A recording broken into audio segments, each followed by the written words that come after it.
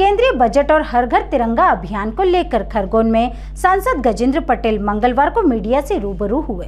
केंद्रीय बजट 2024 को लेकर खरगोन में मंगलवार को सांसद गजेंद्र पटेल द्वारा प्रेस वार्ता का आयोजन किया गया, जिसमें उन्होंने पत्रकारों को बजट के बारे में अवगत कराते हुए कहा कि बजट में मध्य प्रदेश में संचालित केंद्रीय योजनाओं के लिए 44,000 करोड़ रुपए का अनुदान मिला।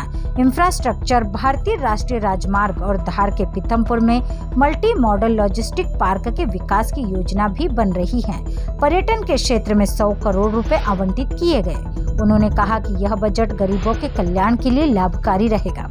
पीएम स्वनिधि योजना से आने वाले 5 सालों में भारतीय स्ट्रीट मार्केट खोले जाने की घोषणा की, उससे मध्य प्रदेश को भी लाभ मिलेगा। इसके साथ ही सांसद गजेंद्र पटेल ने प्रधानमंत्री के आह्वान पर चलाए जा रहे हर घर तिरंगा अभियान को लेकर भी पत्रकारों से चर्चा की। उन्होंने कहा कि देश की आन बान और शान तिरंगा हर घर में फहराना चाहिए, जिससे देशभक्ति की भावना हमारे मन में जागृत हो।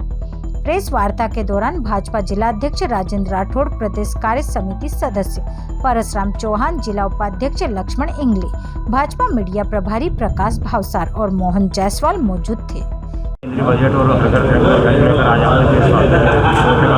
देश के लोकसभा चुनाव के बाद में केंद्र सरकार का बजट आया है और ये बजट आने वाले विकसित भारत 2047 का प्रारंभिक बजट है।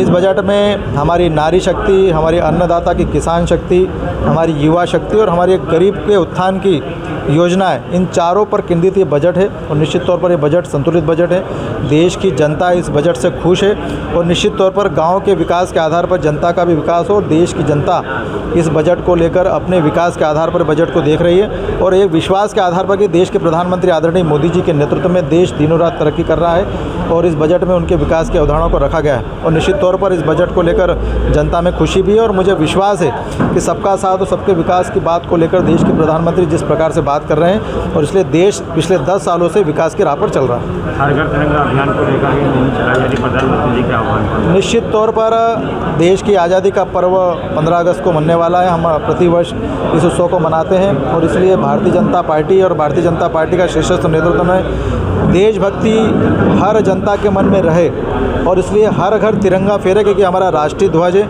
हर घर में तिरंगा फहरेगा, राष्ट्रगान का वाचन होगा, हर कुटुंब प्रबोधन होगा। तो मुझे लगता है कि देशभक्ति का परिचायक होगा पूरे दुनिया में। अगर देशभक्ति के आधार पर कोई देश है तो उसका नाम है भारत और इसलिए भारत का जो ध्वज है वो तिरंगा है, इसलिए हर घर तिरंगा फहरना चाहिए।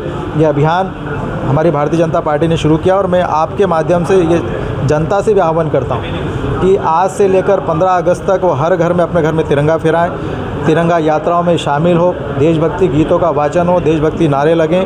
हर घर में देशभक्ति की बातों के अनुसार जिस प्रकार से हमारे देश की आज़ादी में कई हमारे उस समय के वरिष्ठों ने, युवाओं ने का बलिदान गया और इस आज़ादी में हम जी रहे हैं। इस आज़ाद भारत में नव भारत कैसा बनेगा उसको लेकर देश के प्रधानमंत्री जिस प्रकार से काम करें उनके साथ वो सहभागी बने और निश्चित तौर पर देश अपनी तीव्र गति से आगे बढ़ रहा है। बांग्लादेश में आरक्षण विरोधी आंदोलन के बाद में वहाँ पर अराजकता फैली और अल्पसंख्यक हिंदुओं को निशाना बनाया गया है। बांग्लादेश की घटना बड़ी दुखद घटना है। उस बात का दुख पूरे देशवासियों को भी है, क्योंकि जहां पर जनता के द्वारा निर्वाचित सरकार का चयन हुआ और वो प्रधानमंत्री जी वहां पर चुनाव जीतकर बैठी, परंतु एक छोटे से मुद्दे के कारण वहां पर असंतोष पैदा हुआ और उस असंतोष के बाद में जिस प्रकार से एक भीड़ ने, एक समुदाय ने प्रधानमंत्री कार्यालय पर, लोग वहाँ के संसद भवन पर, वहाँ के शासकीय भवन में घुसकर जिस प्रकार से तोड़ाफोड़ी करी और जैसे ही समुदाय में मारकूट करी, बिल्कुल दुखद घटना है। और मैं आपके माध्यम से जनता से भी आह्वान करता हूँ कि इस प्रकार की घटनाएं बिल्कुल नहीं होना चाहिए,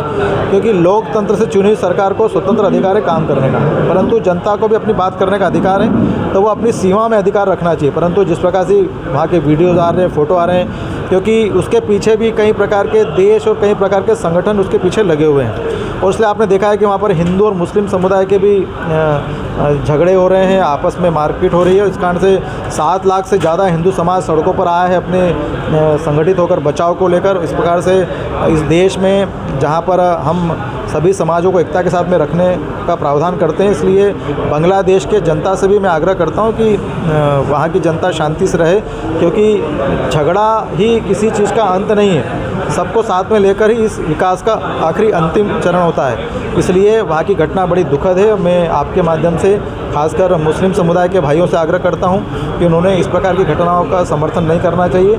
निश्चित तौर पर हम सब मिलकर विकास की राह पर आगे बढ़ना चाहिए। Bureau report, Khargone.